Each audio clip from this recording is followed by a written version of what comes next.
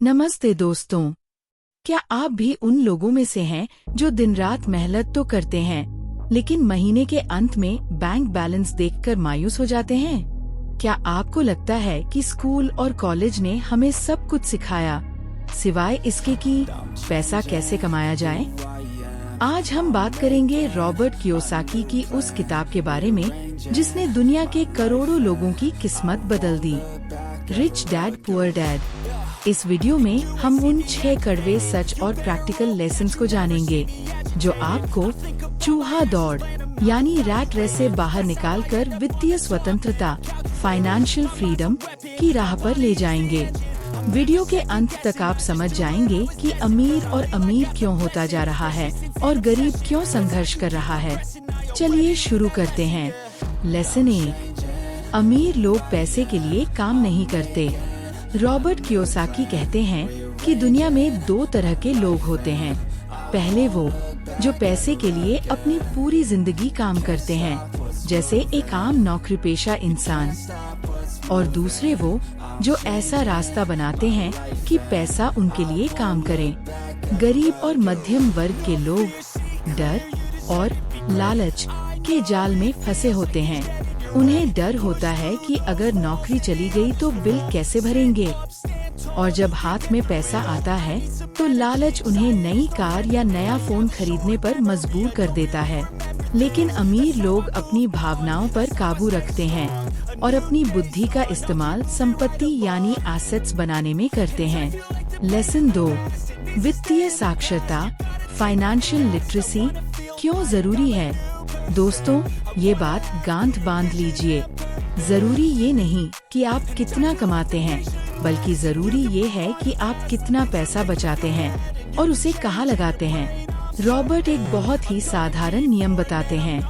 आपको संपत्ति एसेट और दायित्व लायबिलिटी के बीच का अंतर समझना होगा।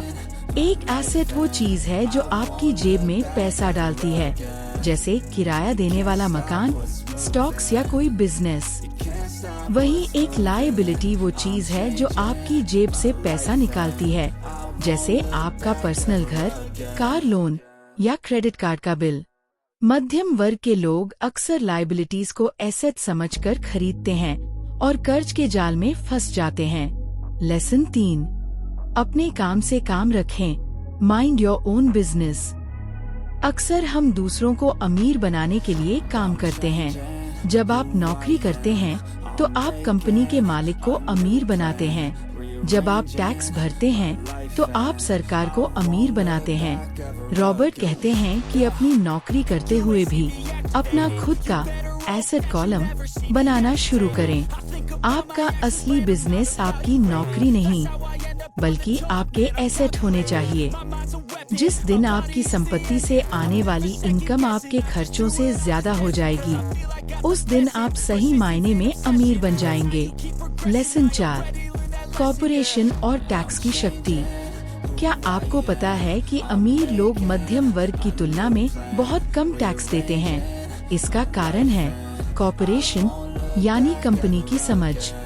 एक आम आदमी पहले कमाता है, सरकार को टैक्स देता है और फिर बचे हुए पैसों से खर्च करता है। लेकिन अमीर लोग एक कंपनी बनाते हैं, पहले कमाते हैं, अपनी कंपनी के नाम पर बिजनेस खर्च जैसे यात्रा, खाना, ऑफिस करते हैं और अंत में जो बचता है उस पर टैक्स देते हैं। यह वित्तीय समझ आपको कानूनी रूप से अपना पैसा बचाने में मदद करती है।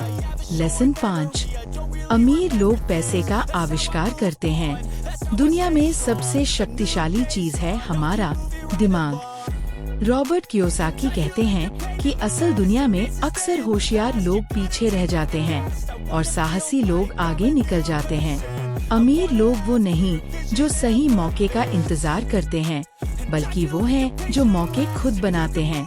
अगर आप फाइनेंशियल इंटेलिजेंस बढ़ाते हैं तो आप उन डील्स को देख पाएंगे जिन्हें दूसरे लोग नहीं देख सकते।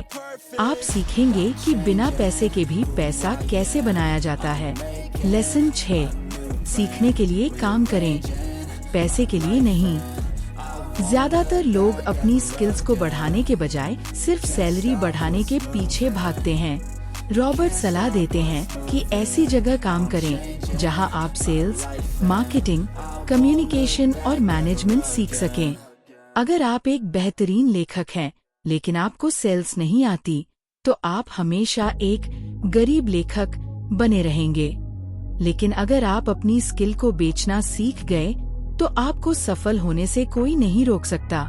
कंक्लूजन।